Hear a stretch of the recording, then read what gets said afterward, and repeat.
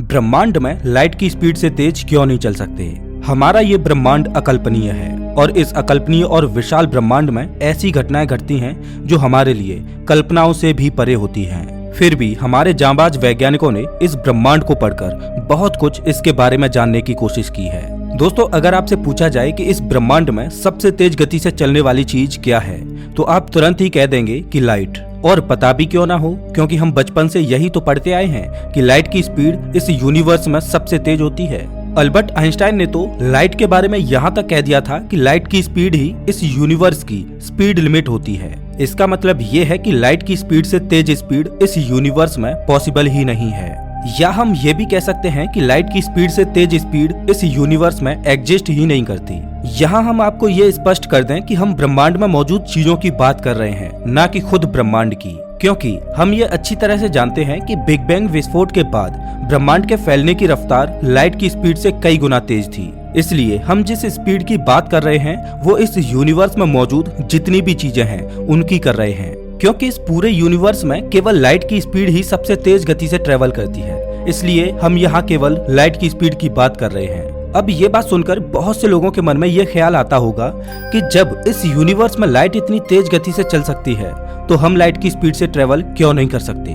तो चलिए जानते हैं कि आखिर क्यों लाइट की स्पीड से ट्रेवल करना असंभव है। नमस्कार दोस्तों, मैं हूं श्याम तोमर। स्वागत करता हूं आपका इस वीडियो में, जहां एक और अल्बर्ट आइंस्टाइन ने लाइट की स्पीड को यूनिवर्स की स्पीड लिमिट कहा है, तो वहीं दूसरी ओर उन्होंने ये भी कहा है कि इस यूनिवर्स में किसी भी चीज के द्वारा लाइट की स्पीड से ट्रेवल करना संभव नहीं है। लाइट की स्पीड तो छोड़ो, लाइट की स्पीड के करीब पहुंच पाना भी नामुमकिन है।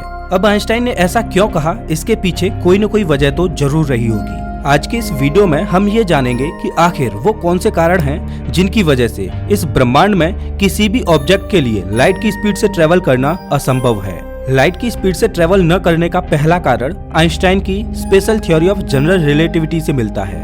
आइंस्टाइन के स्पेशल थ्योरी ऑफ रिलेटिविटी में रिलेटिव मास इक्वेशन के मुताबिक जैसे जैसे किसी ऑब्जेक्ट की स्पीड बढ़ती जाती है वैसे वैसे उसका मास भी बढ़ता जाता है। अब आप कहेंगे कि ये कैसी बेतुकी बात है, आखिर किसी ऑब्जेक्ट का मास कैसे बढ़ सकता है। तो आपको बता दें कि ये बात बिल्कुल भी बेतुकी नहीं है, लेकिन आप जो सोच रहे हैं वो भी सच है कि किसी ऑब्जेक्ट का मास घटता या बढ़ता नहीं है। दरअसल आप जिस मास के बारे में सोच रहे हैं वो रेस्ट मास होता है और रेस्ट मास कभी भी घटता या बढ़ता नहीं है। लेकिन आइंस्टाइन की थ्योरी में जिस मास के बढ़ने की बात हो रही है वो रिलेटिव मास होता है।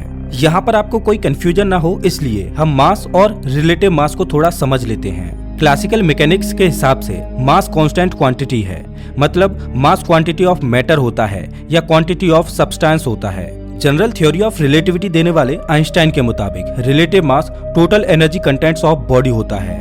अगर यहाँ हम ये कहें कि किसी ऑब्जेक्ट की वेलोसिटी बढ़ने के साथ उसका मास बढ़ जाता है, तो इसका मतलब ये बिल्कुल भी नहीं है कि उस ऑब्जेक्ट में क्वांटिटी ऑफ मैटर बढ़ जाता है, बल्कि उस ऑब्जेक्ट का टोटल एनर्जी कंटेंट्स बढ़ जाता है।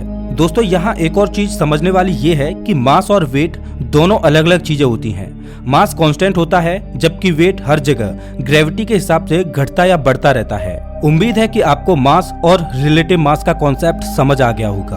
अब चलिए हम अपनी पहली वाली बात पर चलते हैं। आइंस्टाइन की स्पेशल थ्योरी ऑफ रिलेटिविटी के मुताबिक जब कोई ऑब्जेक्ट तेज गति से ट्रेवल कर रहा होता है तो उस समय उसका मास बढ़ जाता है, और जैसे ही वो दोबारा रेस्ट में आ जाता है तो उसका मास फिर से पहले जैसा ही हो जाता है। कहने का मतलब ये है कि जैसे जैसे किसी ऑब्जेक्ट की स्पीड बढ़ती जाती है वैसे वैसे उसका रिलेटिव मास भी बढ़ता जाता है। अब जैसे जैसे किसी ऑब्जेक्ट का रिलेटिव मास बढ़ता जाता है वैसे वैसे उस ऑब्जेक्ट को एक्सेलरेट करने के लिए उतने ही अमाउंट में एनर्जी उस ऑब्जेक्ट को देनी पड़ती है। और आइंस्टाइन की रिलेटिव मास इक्वेशन के अनुसार लाइट की स्पीड से ट्रेवल करने वाले ऑब्जेक्ट का मास इस हद तक बढ़ जाता है कि उसे एक्सेलरेट कराने के लिए इनफाइनाइट एनर्जी की जरूरत पड़ती है, क्योंकि इतनी एनर्जी तो खुद पूरे यूनिवर्स में भी नहीं है।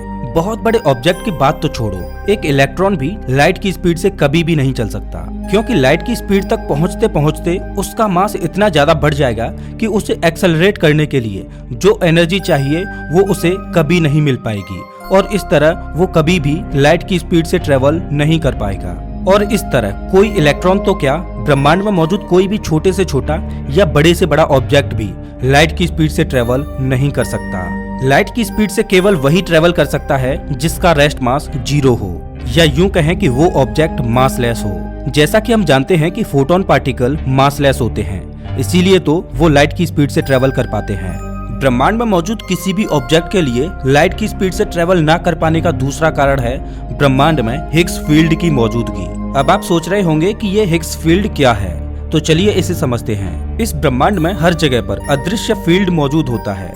जिस प्रकार electric field, magnetic field, gravitational field होता है, उसी प्रकार इस ब्रह्मांड में हिग्स फील्ड भी होता है। इस पूरे यूनिवर्स में मौजूद हर एक पार्टिकल को एक फील्ड से होकर गुजरना पड़ता है। असल में इस यूनिवर्स में जितने भी पार्टिकल मौजूद होते हैं वो सभी फोटोन की तरह ही मासलेस होते हैं और ये फोटोन की तरह ही लाइट की स्पीड से पूरे ब्रह्मांड में ट्रेवल करते हैं। लेकिन फिर ऐसा क्या हो जाता है कि केवल कुछ ही फोटोन रह जाते हैं और बाकी सब पार्टिकल्स में कुछ ना कुछ मास आ जाने के कारण वे मासलेस नहीं रहते। दरअसल होता यह है कि इस पूरे यूनिवर्स में हर जगह हिग्स फील्ड मौजूद होता है और हिग्स फील्ड से गुजरने से पहले सभी पार्टिकल्स मासलेस होते हैं। लेकिन जब ये पार्टिकल्स हिग्स फील्ड से होकर गुजरते हैं तो हिग्स फील्ड इन्हें मास प्रोवाइड कराता है। अब आप कहेंगे कि आखिर कोई भी अदृश्य फील्ड किसी पार्टिकल को मास कैसे प्रोवाइड करा सकता है, तो चलिए इसे समझते हैं। जब भी कोई पार्टिकल हिग्स फील्ड से होकर गुजरता है तो वो हिग्स फील्ड में मौजूद रेजिस्टेंस को एक्सपीरियंस करता है, जिसकी वजह से उसका मास बढ़ता जाता है। इसे आप ऐसे भी समझ सकते हैं कि जब भी कोई पार्टिकल हिग्स फील्ड के साथ इंटरेक्ट करता है तो उसका मास बढ़ जाता है। इस तरह जो भी पार्टिकल हिग्स फील्ड में जितना रेजिस्टेंस एक्सपीरियंस करता है उसका मास उतना ही बढ़ता जाता है और जो पार्टिकल हिग्स फील्ड में कम रेजिस्टेंस एक्सपीरियंस करता है उसका मास कम रहता है और जो पार्टिकल हिग्स फील्ड में बिल्कुल भी रेजिस्टेंस एक्सपीरियंस नहीं करता वो पार्टिकल मासलेस ही रहता है। और ये मासलेस पार्टिकल इस यूनिवर्स में लाइट की स्पीड से ट्रेवल करते हैं और जैसा कि हम जानते हैं कि लाइट फोटोन पार्टिकल से बनी होती है और ये फोटोन पार्टिकल्स मासलेस होते हैं। इसी वजह से इस पूरे ब्रह्मांड में लाइट ही सबसे तेज गति से चल सकती है। और जैसा कि हमने पहले कारण में बताया कि जिस भी पार्टिकल में थोड़ा बहुत मास होगा वो लाइट की स्पीड तो क्या, लाइट की स्पीड के करीब भी नहीं पहुंच पाएगा। इस वजह से हिग्स फील्ड की मौजूदगी के कारण ब्रह्मांड में किसी भी ऑब्जेक्ट का लाइट की स्पीड से ट्रेवल कर पाना नामुमकिन है। चलिए अब जानते हैं तीसरे कारण को कि आखिर क्यों इस ब्रह्मांड में मौजूद कोई भी ऑब्जेक्ट लाइट की स्पीड से ट्रेवल नहीं कर सकता। कॉजलिटी का प्रिंसिपल ही वही तीसरा कारण है जिसकी वजह से कोई भी ऑब्जेक्ट लाइट की स्पीड से ट्रेवल नहीं कर सकता। अब ये प्रिंसिपल क्या है, चलिए इसको समझते हैं। दरअसल कॉजलिटी का मतलब होता है कॉज एंड इफेक्ट के बीच का रिलेशन। हमारे इस अनंत यूनिवर्स में जितनी भी चीजें मौजूद हैं वे सभी कॉजलिटी के प्रिंसिपल के नियम का पालन करती हैं। जैसे कि किसी भी वस्तु के होने का पहले कोई कारण होता है और बाद में उसका इफेक्ट, मतलब ये कि कॉज के बिना इफेक्ट नहीं हो सकता। लेकिन जब भी कोई ऑब्जेक्ट लाइट की स्पीड से ट्रेवल करने लगता है तो वहाँ कॉजलिटी का प्रिंसिपल ब्रेक हो जाता है। चलिए इसे कुछ साधारण एग्जांपल से समझते हैं। मान लीजिए आपको मलेरिया बुखार हुआ है। अब मलेरिया बुखार होना एक इफेक्ट है और जैसा कि हम जानते हैं कि मलेरिया का बुखार मच्छर के काटने से होता है और यहाँ मच्छर का काटना कॉज है। मतलब ये कि आपको पहले मच्छर ने काटा, उसके बाद आपको मलेरिया बुखार हुआ, यानी कि पहले कॉज हुआ और उसके बाद उसका इफेक्ट। इसी तरह मान लीजिए कि आप सड़क पर चलते चलते एक खंबे से टकरा गए और आपके सिर से खून बहने लगा।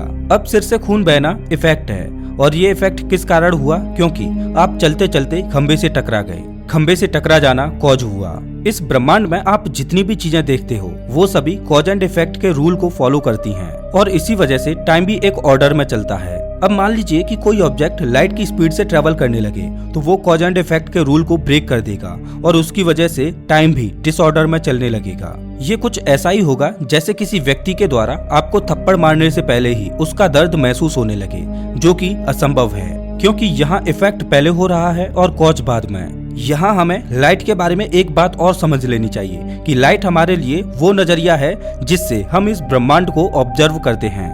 यानी कि अगर आज से कई लाख साल पहले कोई सुपरनोवा विस्फोट हुआ होगा तो उसकी लाइट आज हम तक पहुंच रही है, तो इसका मतलब ये बिल्कुल भी नहीं है कि वो सुपरनोवा विस्फोट आज ही हुआ है, क्योंकि यहाँ टाइम एक ऑर्डर में चलता है और इसीलिए यहाँ कॉजलिटी प्रिंसिपल ब्रेक नहीं होता। अब मान लीजिए कि कोई ऑब्जेक्ट लाइट की स्पीड से ट्रेवल कर रहा है और ब्रह्मांड में कहीं सुपरनोवा विस्फोट होगा तो उस ऑब्जेक्ट के फ्रेम ऑफ रेफरेंस से देखने पर उसका इफेक्ट पहले होगा और कॉज बाद में, जो कि संभव नहीं है और इसी वजह से लाइट की स्पीड से ट्रेवल कर पाना किसी भी ऑब्जेक्ट के लिए नामुमकिन है। दोस्तों अभी तक हमने ये समझ लिया है कि आखिर क्यों हम लाइट की स्पीड से ट्रेवल नहीं कर सकते। अभी तक मानवों द्वारा कोई भी ऐसा उपकरण तो नहीं बनाया गया है जिससे कि लाइट की स्पीड से ट्रेवल किया जा सके, और ना ही भविष्य में कोई बनाया जा सकता है, क्योंकि अगर भविष्य में इंसानों द्वारा कोई ऐसा उपकरण बनाया गया तो वो विज्ञान के नियमों को तोड़ देगा, जो कि संभव नहीं है। लेकिन वैज्ञानिकों ने कुछ ऐसे तरीके बताए हैं जिनसे ब्रह्मांड के मूल सिद्धांतों को बिना तोड़े ही प्रकाश की गति से भी तेज ट्रेवल किया जा सकता है। अल्बर्ट आइंस्टाइन की थ्योरी ऑफ रिलेटिविटी को आधार मानते हुए वैज्ञानिकों ने कुछ ऐसे उपाय बताए हैं जिनकी मदद से हम इस ब्रह्मांड में लाइट या उससे भी तेज गति से ट्रेवल कर सकते हैं। इन तरीकों में पहला तरीका है वर्म होल। वर्म होल वैज्ञानिकों द्वारा बताए गए उन तरीकों में से एक है जिनके द्वारा हम लाइट की स्पीड से ट्रेवल आसानी से कर सकते हैं। वर्म होल कोई उपकरण या स्पेसक्राफ्ट जैसा नहीं है, बल्कि ये ब्रह्मांड में दो स्थानों को जोड़ने के शॉर्टकट होते हैं जो कि ब्रह्मांड में खुद ही बनते हैं। चलिए इसे आसानी से समझते हैं। जैसा कि हम आइंस्टाइन की थ्योरी ऑफ रिलेटिविटी से जानते हैं कि स्पेस और टाइम आपस में एक दूसरे से जुड़े हुए होते हैं और इस स्पेस टाइम को एनर्जी और मास बेंड करते हैं। इसके साथ ही ब्रह्मांड में मौजूद हर एक ऑब्जेक्ट अपने स्पेस टाइम को अपनी एनर्जी और मास के अनुसार बेंड करता है। स्पेस टाइम में होने वाले इन्हीं बेंड की वजह से वर्म होल्स पैदा होते हैं। ये वर्म होल स्पेस में मौजूद दो अलग अलग जगहों को एक साथ जोड़ने का काम करते हैं। इसीलिए वैज्ञानिकों का ये मानना है कि इन्हीं वर्म होल्स की मदद से हम ब्रह्मांड में प्रकाश की गति से भी तेज गति से ट्रेवल कर सकते हैं। हालांकि ये अभी केवल वैज्ञानिकों की कल्पनाओं में ही है, लेकिन आप इन्हें साइंस फिक्शनल मूवीज में रियल में होते हुए देख सकते हैं। वैज्ञानिकों का मानना है कि बिग बैंग के समय कई वर्म होल्स बने थे जो आज भी मौजूद हैं, और ये वर्म होल्स बनते और खत्म होते रहते हैं। वैसे तो ये एक अच्छा तरीका हो सकता है लाइट या उससे भी तेज गति से ट्रेवल करने का, लेकिन फिलहाल हमारे पास ऐसी कोई टेक्नोलॉजी उपलब्ध नहीं है जिससे हम वर्म होल्स को पार कर सकें। भविष्य में क्या होगा ये कोई नहीं जानता। हो सकता है कि शायद हम एडवांस टेक्नोलॉजी के चलते कभी वर्म होल्स को पार कर सकें, लेकिन फिलहाल ये केवल अभी कल्पनाओं में ही मौजूद है। लाइट की स्पीड या उससे तेज गति से ट्रेवल करने का दूसरा तरीका है क्वांटम एंटेंगलमेंट। दोस्तों वैसे तो क्वांटम मैकेनिक्स से संबंधित एक वीडियो में हमने क्वांटम एंटेंगलमेंट के बारे में विस्तार से बताया है, तो मैं चाहूंगा कि आप एक बार इस वीडियो को जरूर देख लें। क्वांटम एंटेंगलमेंट में कोई भी पार्टिकल लाइट की स्पीड से भी तेज गति से कम्युनिकेशन करते हैं। अब यहाँ गौर करने वाली बात ये है कि जब क्वांटम पार्टिकल्स लाइट की स्पीड से तेज गति से कम्युनिकेशन कर सकते हैं, इस हिसाब से हम भी लाइट की गति से या उससे भी तेज गति से ट्रेवल कर सकते हैं। लेकिन यहाँ पर एक प्रॉब्लम है, और वो ये कि अभी तक हम ये नहीं जानते कि क्वांटम एंटेंगलमेंट में ये पार्टिकल्स कम्युनिकेशन करने के लिए किस मीडियम का उपयोग करते हैं। क्वांटम एंटेंगलमेंट तब काम करता है जब हम एंटेंगलमेंट पार्टिकल की स्टेट को मेजर करते हैं, और पार्टिकल्स की यही स्टेट पार्टिकल्स की कम्युनिकेशन को फास्टर देन लाइट बना देती है। लेकिन जब हम एंटेंगलमेंट पार्टिकल की स्टेट को अपने हिसाब से चेंज करने की कोशिश करते हैं तो उनके बीच का एंटेंगलमेंट टूट जाता है और फिर उनके स्टेट एक दूसरे के स्टेट पर निर्भर नहीं करते। मैं जानता हूं कि ये थोड़ा कॉम्प्लेक्स हो रहा है, लेकिन क्या करें, क्वांटम दुनिया है ही ऐसी। इसे डिटेल में समझने के लिए आप हमारी क्वांटम थ्योरी वाली वीडियो को जरूर देखिए। अगर हम किसी एडवांस टेक्नोलॉजी के चलते क्वांटम एंटेंगलमेंट की इस चीज को कंट्रोल कर सकते हैं तो हमारे लिए प्रकाश से भी तेज गति से ट्रेवल करना आसान हो जाएगा। फिलहाल ये भी केवल अभी कल्पनाओं में ही है और इसका रियल होना अभी असंभव ही है। अब हम बात करते हैं उस तीसरे तरीके की जिसकी मदद से हम प्रकाश से भी तेज गति से चलने में सक्षम हो पाए। ये तीसरा तरीका है वार्प ड्राइव टेक्नोलॉजी।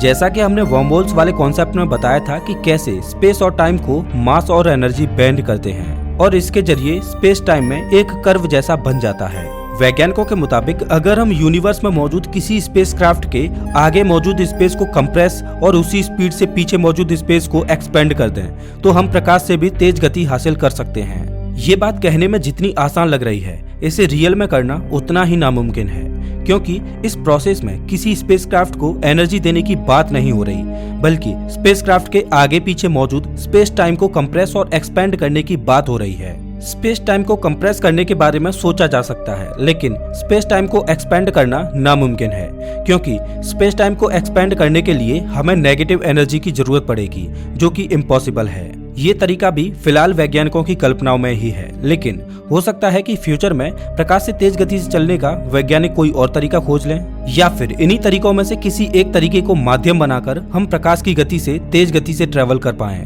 फिलहाल इस बारे में कुछ कहा नहीं जा सकता और भविष्य की गोद में क्या छिपा है ये हम नहीं जानते।